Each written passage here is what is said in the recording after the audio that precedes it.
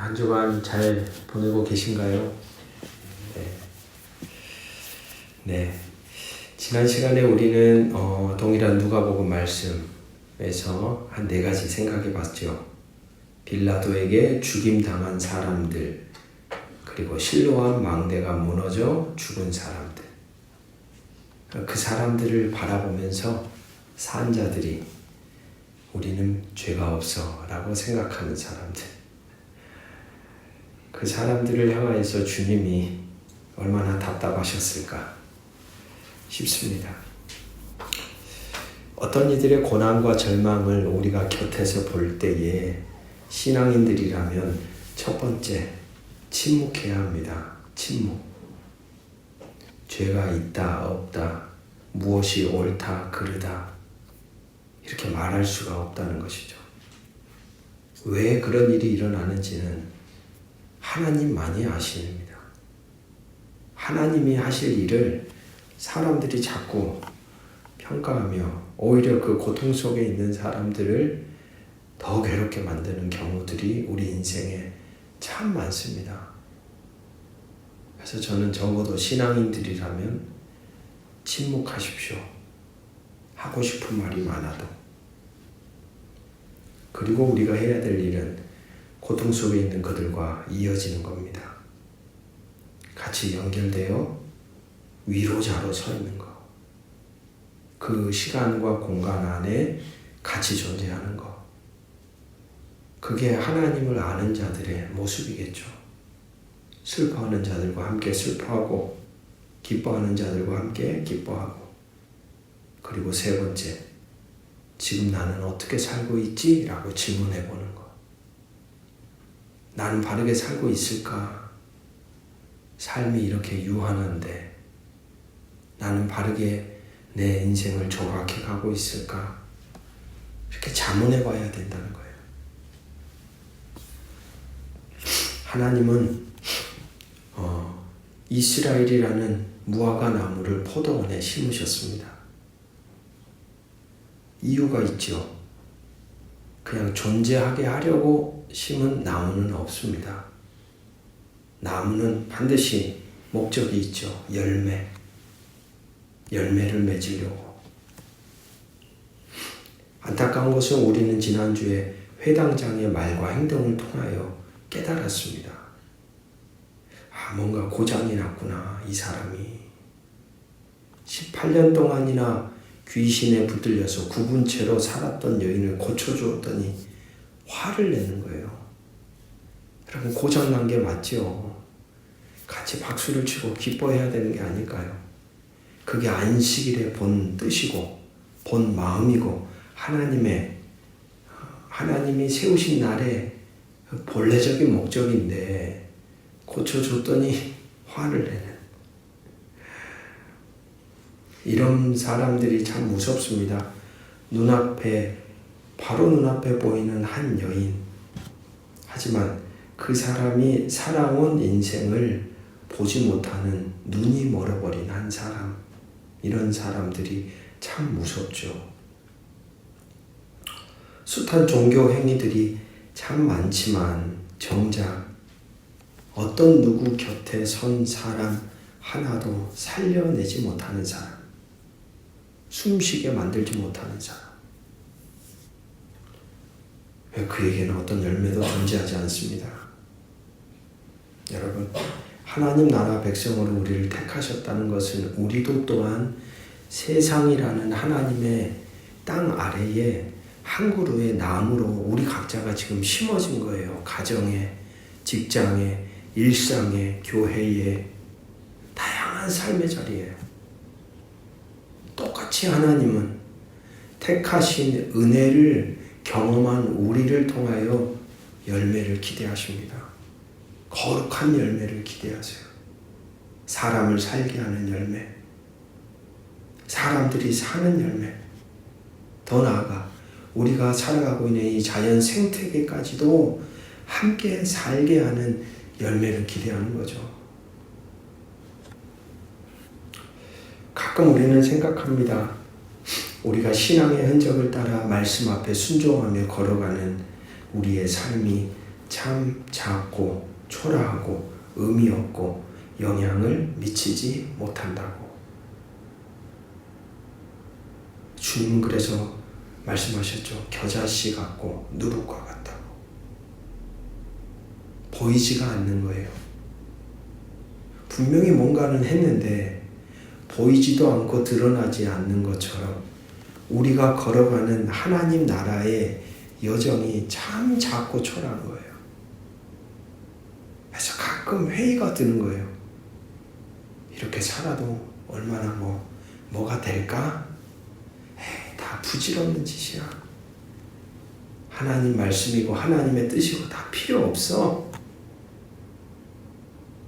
그러나 주님은 말씀하셨습니다. 작지 않습니다. 영향력이 없지 않습니다.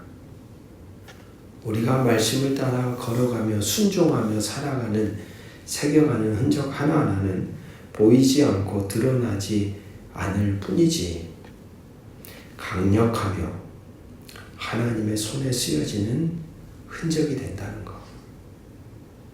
그러니까 포기하지 말고 겨자씨 같은 누룩과 같은 우리의 일상 속에서 우리가 살아내는 조그마한 흔적 하나하나를 담담하게 끝까지 지속적으로 걸어가라고 주님은 지난주 말씀을 통해 우리에게 이야기하셨죠.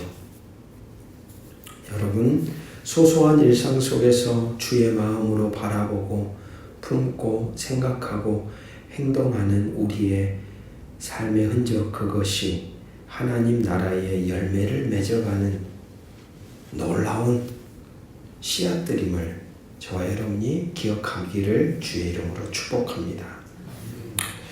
오늘 본문의 이야기로 들어가 보시죠. 누가복음 15장은 전체를 보아야 합니다. 1절부터 32절까지 총 3개의 이야기가 연결이 되어 있습니다.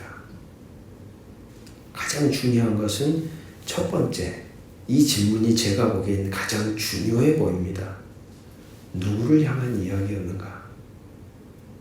이 예수님의 비유를 듣고 있는 사람들은 누굴까? 주님이 도대체 누구에게 어떤 이야기를 하려고 어떤 사람들을 딱 지목하셨을까? 딱 보았더니 15장 2절 말씀을 보니까 15장 2절 말씀 우리 같이 한번 읽어볼까요? 15장 2절입니다. 네. 15장 2절 시작. 바리새인과 서기관들이 수군거려 이르되 이 사람이 죄인을 영접하고 음식을 같이 먹는다 하더라. 누구요? 예수님이 1절에 보니까 예수님이 모든 세리와 죄인들이 예수님의 말씀을 들으려고 가까이 막 온 거예요. 근데 그들만 있는 게 아니라 또 누가 보고 있어요. 바리새인과 서기관들이 딱 이렇게 감시를 하고 있는 거예요. 이건 아닌데. 그 당시에 이 사람들은 섞이지 않는 사람들이에요. 보이지 않는 경계선이 있는 것 같은 느낌이 느껴져요. 철조망은 없는데 서로 이 사람들은 말을 해서도 안 되고 손을 잡아서도 안 되고 연결이 되어서는 안 된 부류 같은 느낌. 그들이 누구냐면 세리와 죄인들. 그런 생각을 갖고 있는 바리새인과 서기관들입니다. 그러니까 이 세 가지 비유의 초점은 누구에게 하는 얘기냐? 바리새인과 세리들, 바리새인과 서기관들. 이들의 시선에서는 예수님의 이런 행동들이 상당히 거슬리기 시작합니다. 왜냐하면 저들은요, 말씀을 공부하고 이해하고 알고 그것을 따라 살아가는 자신들이 의인이라고 자부했던 사람들이거든요. 그에 반해 세리와 죄인들은 그런 삶을 살아가지 않는 이들, 한마디로 그 사람들은 자기들의 공동체 안에 들어와서는 안 된다고 생각했습니다. 그런데 자꾸 예수님이 누구를 봐요? 그 들어와서는 안 되는 사람들하고 같이 막 먹고 마시고 연결이 되는 모습을 자꾸 보여주니까 이 사람들이 점점 마음이 불편해지기 시작한 거예요.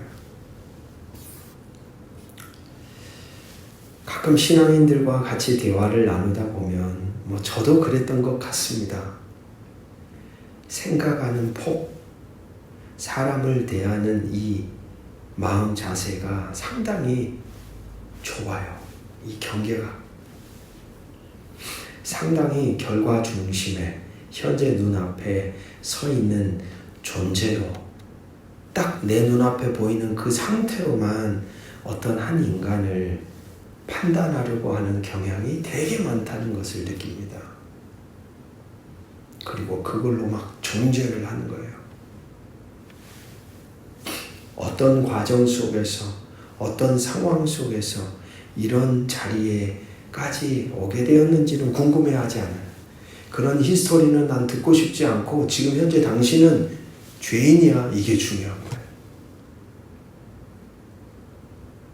그리고 그들을 정죄해버립니다.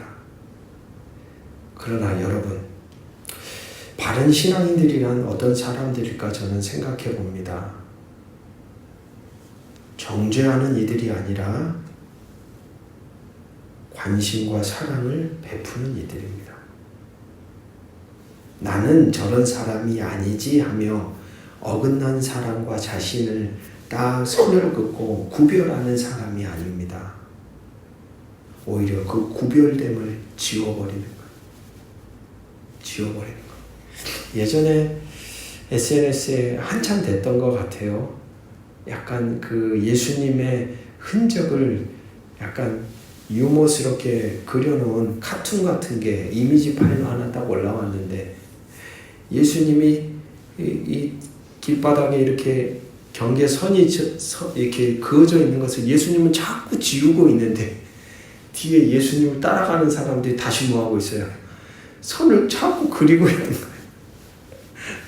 이해되세요? 예수님은 자꾸 그 경계를 지우면서 앞을 가고 있는데 뒤에 예수님을 따라가는 사람들이 다시 그 지워진 경계를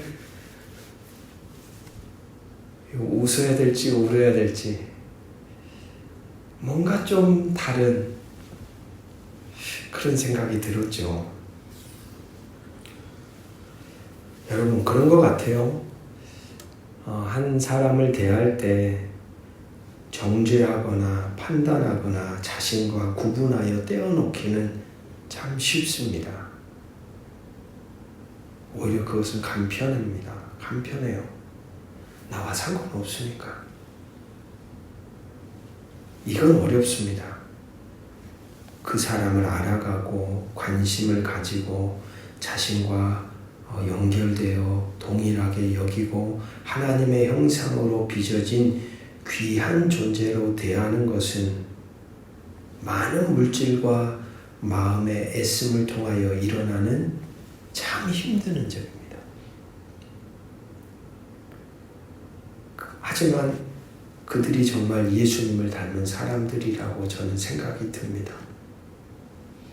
나누고 구분하고 잘라내는 건 쉬운데 여전히 이어져 있고 여전히 상대를 알아가려고 하고 그들에게 마음을 쏟으려고 하는 거 이건 참 어렵지만 그들이 진짜 주님을 아는 자들이죠. 왜냐하면 주님이 꼭 그러셨잖아요. 하늘과 땅의 경계를 허무시고 하나님이신 그분이 땅 안으로 들어오시잖아요. 경계선을 그으셨다면 인간에게 구원이라는 단어 자체는 주어질 수가 없죠. 신은 신의 자리에 계시고 인간은 인간의 자리에 있는데 어디로부터 구원이 임할 수 있겠습니까? 그런데 하나님의 아들이신 예수 그리스도가 신의 경계를 뛰어넘어 인간의 자리로 내려오시는 순간부터 뭐가 일어나요? 구원의 역사가 일어난다. 그분의 오심으로 어쩌면 우리는 주님을 안다는 건 우리 안에 세워져 있는 많은 경계적인 것들을 허무는 사람들로 주님이 우리를 부르시는 게 아닐까. 과연 누가 죄인이고 누가 의인이라고 말할 수 있고 과연 누가 더럽고 누가 깨끗하다고 말할 수 있을까요? 그런 측면에서 바리새인과 서기관들의 이러한 행동을 보면 참 하나님 보시기에는 기가 막힐 일입니다. 기가 막힐 일. 바로 이런 기가 막힌 모습을 보면서 주님이 세 가지 비유로 한마디로 쓰리펀치를 날리는 장면이에요. 야, 너네들 잘 들어. 너네들 잘 들어봐. 세 가지 비유 이야기를 들려주십니다. 그 중에 첫 번째, 공통적인 세 가지 비유의 선언이 있습니다. 그건 뭐냐면 모두가 양이고 모두가 드라크마고 모두가 아들이라는 거예요. 무슨 말이냐? 잃어버린 양도 남겨진 양도 모두가 내 양이에요. 잃어버린 드라크마도 내 주머니에 있는 드라크마도 모두 다 내 드라크마인 거예요. 집을 나간 아들도 집 안에 있는 아들도 누구의 아들이에요? 내 아들이라는 선언이에요. 잃어버려도 그들은 변함없는 양입니다. 잃어버려도 변함없는 드라크마입니다. 떠나버려도 그래서 아들이 먼저 관계를 끊고 나가버려도 변함없는 아들입니다. 자신들은 의인이요 자신들은 하나님께 속한 백성이요 죄인과 세리는 죄인이요 하며 하나님이 끊지 않는 관계를 뭐 하지 말라는 거예요? 왜 너가 끊어? 이렇게 물어보는 거예요. 내가 지금 끊지 않았는데 왜 너가 그 사람들이 죄인이네 악인이네 들어올 수 있네 없네 하면서 왜 그런 아픈 짓을 하냐? 신앙의 공동체는 그런 곳이 아니라는 거예요. 내가 끊어버리지 않는 사람들을 너희들이 끊어버리지 않기를 나는 원한다는 거예요. 바로 그 선언이 여기에 담겨져 있는 거죠. 끊어도 누가 끊어요? 하나님이 끊으시는 거죠. 사람이 행할 일은 아닙니다. 우리가 행할 일은 그저 묵묵히 존재를 다해 그들을 품고 포용하고 사랑하는 것, 그게 최선이죠. 아마도 이 누가복음을 읽었던 공동체 안에서도 이런 장면들이 많이 연출되었다고 생각이 됩니다. 그래서 누가복음이 이렇게 이런 내용들이 기록이 됐겠죠. 시대적인 어떤 흔적이 반영이 되니까. 왜 저런 사람이 신앙 공동체 안에 들어왔냐는 둥, 자격이 되지 않는다는 둥, 저 사람은 너무 악한 일을 많이 저질렀다는 둥, 저 사람은 죄인이라는 둥. 하나님이 그리스도 예수를 통하여 누구나 들어올 수 있도록 세상에 단 하나 세워주신 공동체, 그 교회를 자신들만의 공동체로 만들어가는 사람들을 향해 경고하고 있는 것이죠. 왜 그들을 사랑해야 합니까? 잃어버린 양도, 잃어버린 드라크마도, 잃어버린 아들도 같이 한번 우리 선포해 봅시다. 하나님이 포기한 적이 없습니다. 할렐루야. 이건 그들을 향한 위로이면서 동시에 우리를 향한 선언이에요.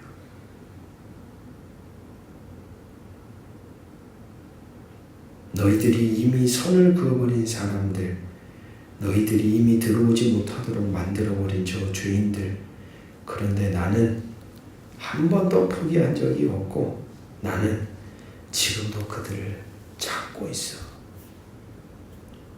이게 하나님의 본심임을 안다면 오늘 신앙의 공동체로 살아가는 성도들은 우리 곁에 있는 이들을 어떤 시선으로 바라봐야 하는지. 오늘 본문을 보십시오. 그 잃은 것을 찾아내기까지 찾아다니지 아니하겠느냐. 하나를 잃으면 등불을 켜고 집을 쓰며 찾아내기까지 부지런히 찾지 아니하겠느냐. 세 번째 비유에서는 더 강력합니다. 예수신경이라는 책의 저자 스캇 맥나이트가 그 15장 20절 말씀 있죠.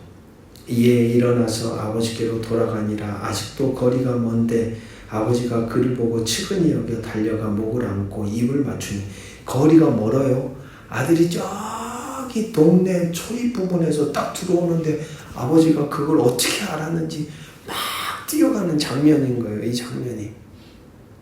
근데 이 저자가 이 부분을 어떻게 설명을 하냐면, 한 아들이 범법 행위를 저질러 아버지의 명예를 더럽히고 부자 관계를 끊고 집을 나갔다가 나중에 다시 돌아오면, 그 당시에 성읍의 장로들은 그 젊은이를 마을 중앙에 세운 다음에 그의 발 앞에 그릇을 놓고 그릇을 깨트렸다고 합니다.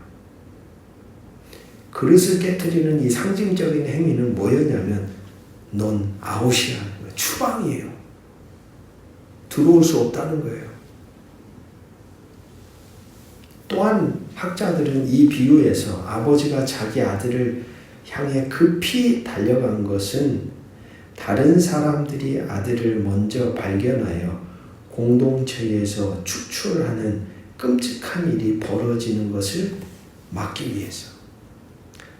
그러니까 시선이 늘 행여라도 돌아왔는데 누가 어떻게 하면 마을 신앙 공동체 안에서 그 실수 저지른 아들을 갖다가 해코지하거나 죽이거나, 저런 자식이 살아있었는데 하면서 처벌을 할까봐 이 부모가, 아버지가 등장하는 순간 신발을 벗고 그냥 어떻게 해요?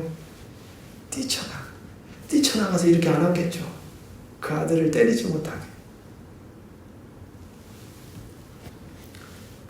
찾기까지 찾지 아니하겠느냐. 행여라도 돌아온다면 끝까지 품어줄 수 있는 그 아버지의 넉넉한 마음이 느껴지죠. 아버지는 동네로 들어오는 어기를 늘 바라보며 살았을 겁니다. 좀 어긋나도 괜찮습니다. 잘못을 저질러도, 뒤통수를 치며 나가도, 어떤 일을 행하고 집을 나갔더라도 돌아오기만 하면 아버지는 언제고 품고 원래 아들로 회복시키며 살아가도록 하시는 분이 아버지신데, 다시 원점으로 돌아가서 바리새인과 서기관들은 그 사람들하고 어울리는 예수님을 보며 뭐하고 있어요? 이 비유의 초점이 그 사람들을 향하고 있는 거예요, 지금. 이런 아버지 하나님을 너희들이 알고 있으면서 어떻게 똑같이 이렇게 말하는 것처럼 들리죠. 어떤 삶을 살다가 돌아오더라도 아버지인 내가 뭐 한다는데, 괜찮다는데 왜 너희들이 따지니? 제발 그러지 말자.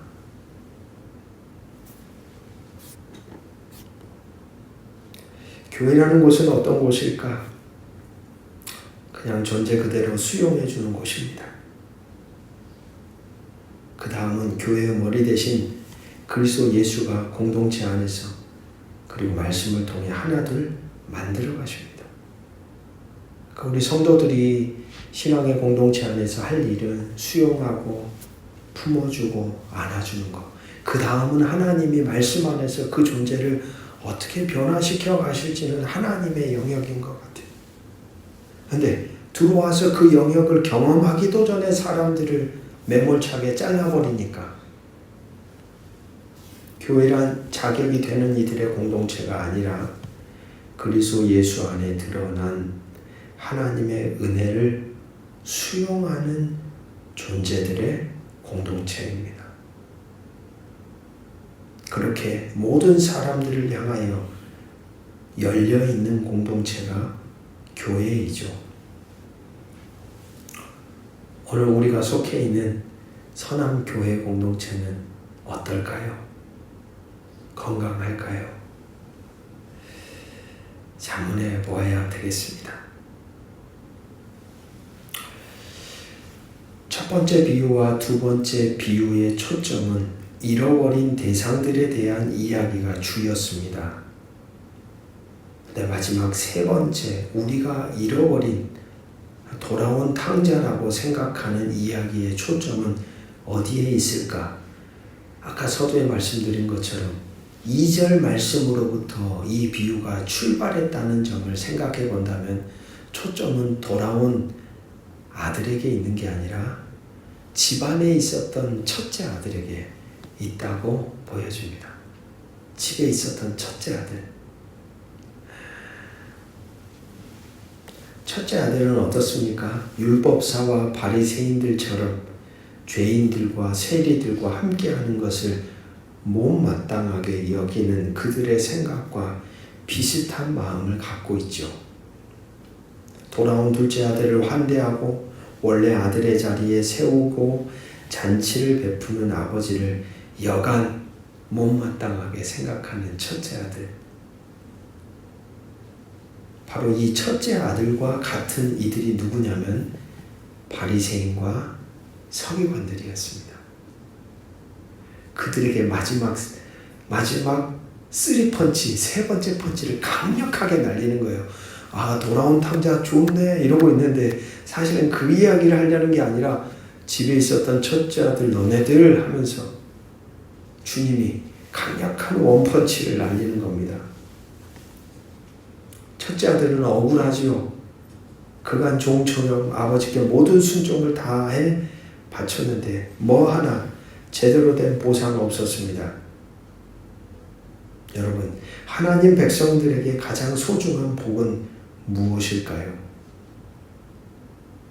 하나님으로 인해 거머쥔 재물일까요? 하나님으로 인해 높아진 사회적인 자리일까요? 하나님 말씀에 순종함으로 얻게 된 어떤 보상입니까? 하나님으로 인해 누리는 편안하고 안락한 삶입니까? 이러한 질문을 던지고 있는 우리에게 마치 하나님은 말씀을 통해 말씀합니다. 31절 말씀. 가장 큰 복이 무엇입니까? 31절 같이 한번 읽어보겠습니다. 시작. 아버지가 이르되 예 너는 항상 나와 함께 있으니 내 것이 다 너의 것이로되. 가장 큰 복은 무엇입니까? 하나님과 항상 함께 있는 것. 이것이 저와 여러분의 인생의 복임을 깨닫기를 주의 이름으로 축복합니다. 돌아온 아들은 그것이 가장 소중한 것임을 그 절망의 자리에서 깨달았던 거예요. 가봤더니 아버지로부터 단절되어 살아가는 삶 자체가 이게 절망이구나.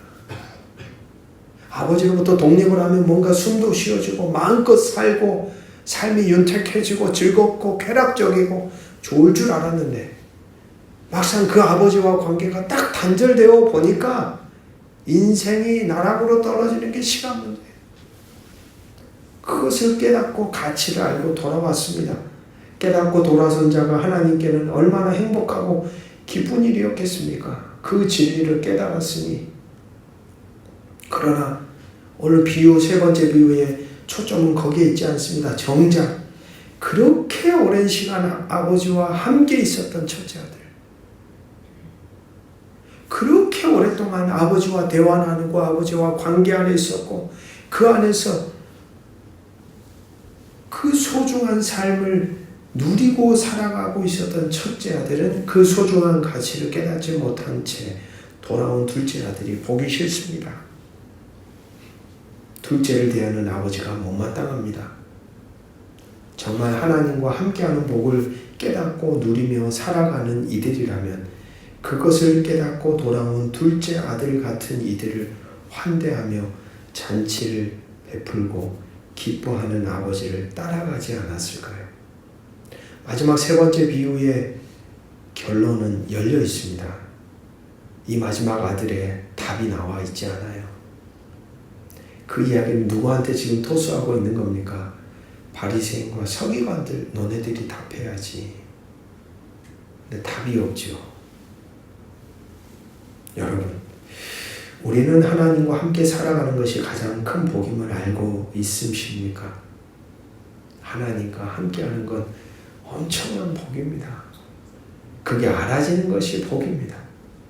그걸 내가 경험하고 누리고 살아있음이 인생의 가장 큰 복이에요. 그리고 그러한 복을 알기 위해 또는 알고서 찾아오는 이들을 기쁨으로 우리도 역시 환대하며 함께 공동체를 세워가도록 하나님은 우리를 부르셨습니다. 바리새인과 서기관들 그리고 첫째 아들은 다른 이들이 아닙니다. 오늘날 교회 공동체 안에서도 충분히 존재할 수도 있는 너가 될 수 있습니다. 오늘 함께 나눈 말씀을 통하여 하나님 주신 마음을 품고 이 시간 함께 기도하는 시간을 갖겠습니다.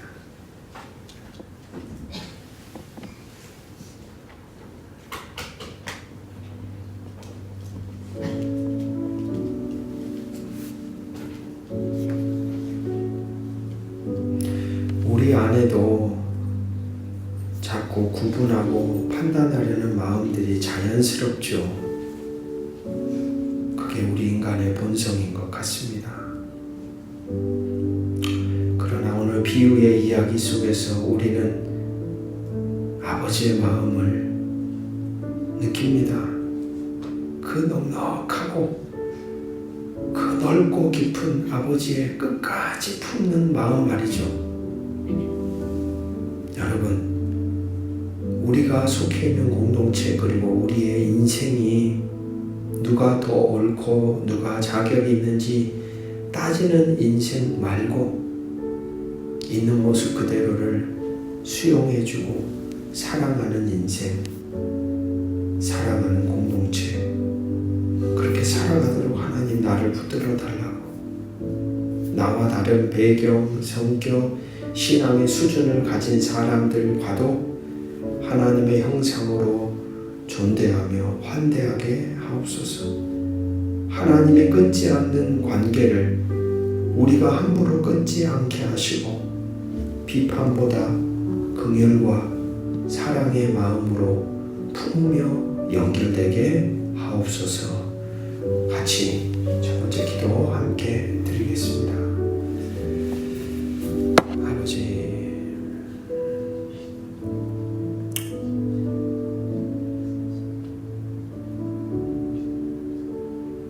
내 안에 정죄하려는 마음을 제하여 주옵소서. 내 안에 판단하고 구분하고 나누려는 마음들을 제하여 주옵소서.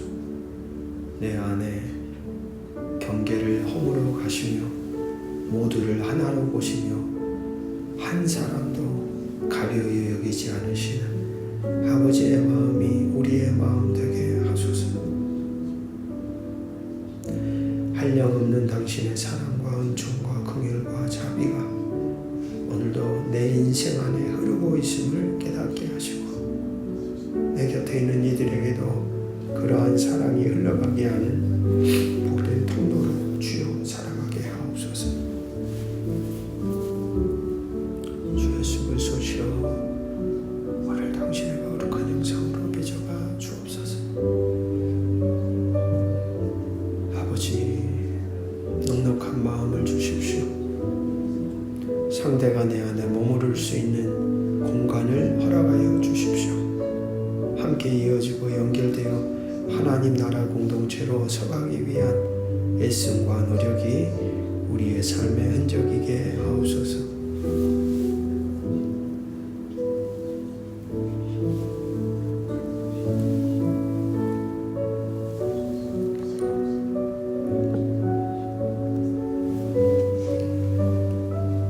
두 번째, 잃어버린 양 한 마리, 잃어버린 드라크마 하나, 집을 나간 아들, 그 어떤 대상도 하나님은 끊지 않았습니다. 포기하지 않으셨습니다. 그들을 끝까지 찾고 기다리시는 하나님의 마음은 늘 넉넉했습니다. 오늘 우리의 마음이 그 마음 되기를 구합시다. 우리가 그 마음으로 그 사랑의 시선으로 세상에 속해 있는 양들을, 드라크마를, 아들과 딸들을 바라보며 함께 이어져서 포기하지 않으시는 아버지의 긍휼과 자비가 우리를 통하여 그들에게도 흘러가는 축복의 통로로 나의 인생이, 그리고 우리가 속해 있는 교회 공동체가 그렇게 쓰여지는 통로가 되게 하옵소서. 함께 기도합니다.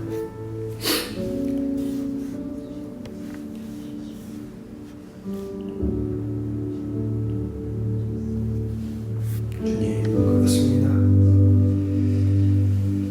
찾기까지 그들을 찾겠다고 하셨습니다. 행여나 돌아올까봐 동네 입구를 바라보며 시선을 놓지 않았던 아버지의 마음이 있습니다. 정죄하는 데는 빠르고, 비난하는 데는 빠르고, 판단하고 나누는 데는 그렇게 더 빠른데 넉넉하게 마음을 품고 기다리며 끝까지 포기하지 않는 마음은 왜 이렇게 쉽게 사라져버리는 것인지, 오늘도 당신의 긍휼과 사랑과 자비의 그 넓이와 기쁨이 성령을 통하여서 우리의 가슴과 우리의 마음과 우리의 생각과 우리의 존재 안에 가득 채워지게 하시고, 그 마음으로 우리가 대하는 이들을 넉넉한 품 안에 품어줄 수 있는 거룩한 존재로 살기를 원합니다. 하나님, 그 품이 사람을 살게 하는 품이 되기를 원합니다. 그 품이 사람들로 하여금 숨쉬게 하는 자리가 되기를 원합니다. 내 인생의 여정이 바로 그런 자리를 내어줄 수 있고, 그로 인해 잃어버린 자들이 하나님께 돌아오는, 아버지 돌아서버린 자들이 다시 아버지께 돌아설 수 있는 귀중한 축복의 통로로 우리가 쓰여지기를 원하오니, 주여 당신의 은총과 긍휼과 자비와 사랑을 우리 안에 풍성하게 채워주옵소서. 그래서 우리로 인해 하나님의 생명을 경험하는 사람들이 가정과 직장과 삶의 자리에 차고 넘치도록 주께서 우리를 사랑해 주옵소서. 하여 주시옵소서.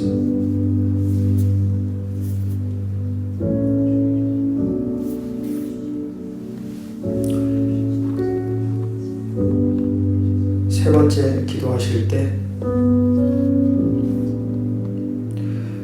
하나님과 함께하는 것을 느낀다는 것이 복입니다. 하지만 우리는 늘 상태로 존재하죠. 어쩔 때는요, 아무 상관이 없는 자인 것처럼 여겨질 때가 있고, 어쩔 때는 아무것도 붙잡을 수 없는 칠흑 같은 어둠 속에 나 홀로 있는 것 같이 경험될 때도 있고, 또 어쩔 때는 너무나도 분명하고 확실하게 우리와 함께 하시는 하나님이 경험되기도 하죠. 그게 바로 우리의 실존입니다. 이 시간 우리가 구합시다. 우리를 도우시는 성령님, 내 인생의 가장 큰 복이 하나님 함께 하심임을 내가 경험하며 살고 싶습니다. 인생의 순간순간이 당신과 함께하고 있다는 것이 깨달아지는 복된 존재로 내가 숨쉬며 살고 싶습니다. 주여 나를 긍휼히 여겨주십시오.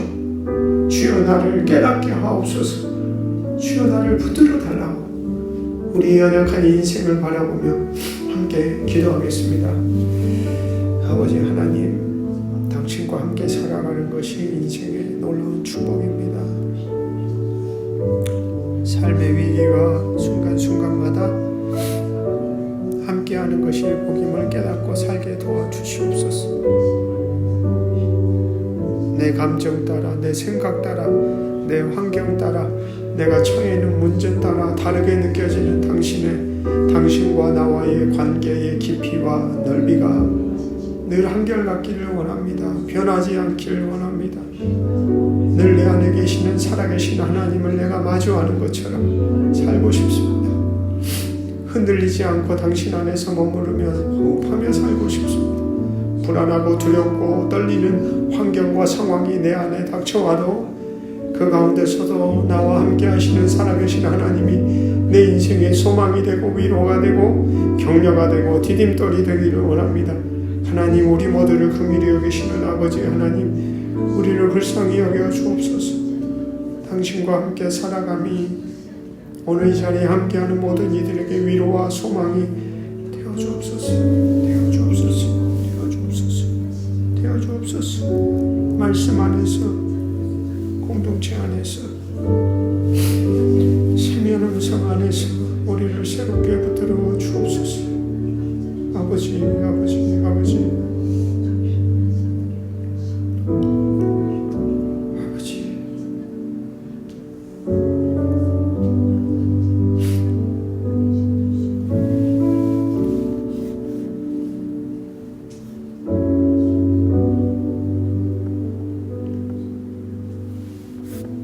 하나님,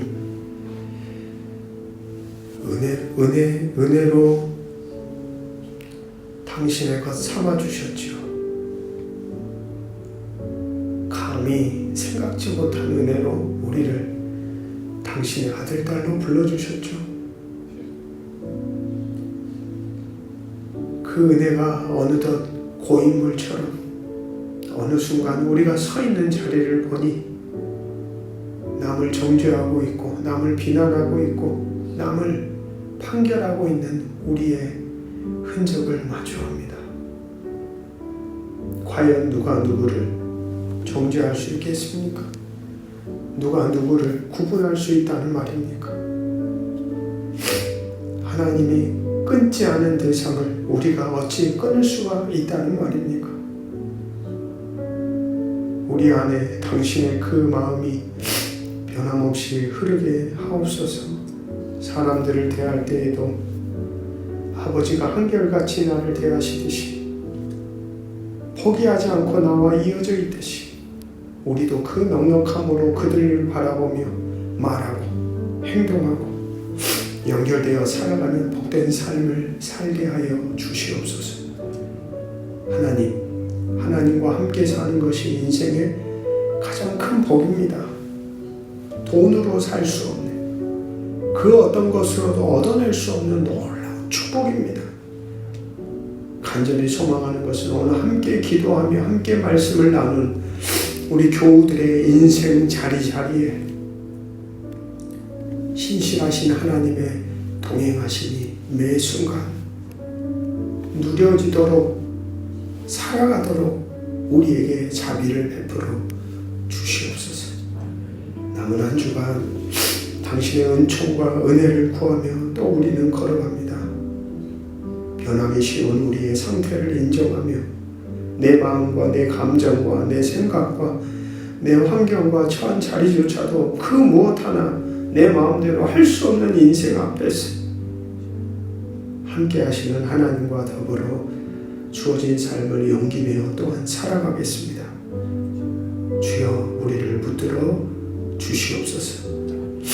아버지, 이 나라 대한민국에 금요일에 중요한 판결이 있습니다. 나뉘고 갈라지고 찢겨지고 부서진 이 대한민국 땅 위에 하나님의 대리자와 같은 저 재판관들을 통하여 하나님의 공의와 정의가 바로 세워지도록 도와주시옵소서. 주 예수 그리스도의 이름으로 간절히 기도합니다. 아멘.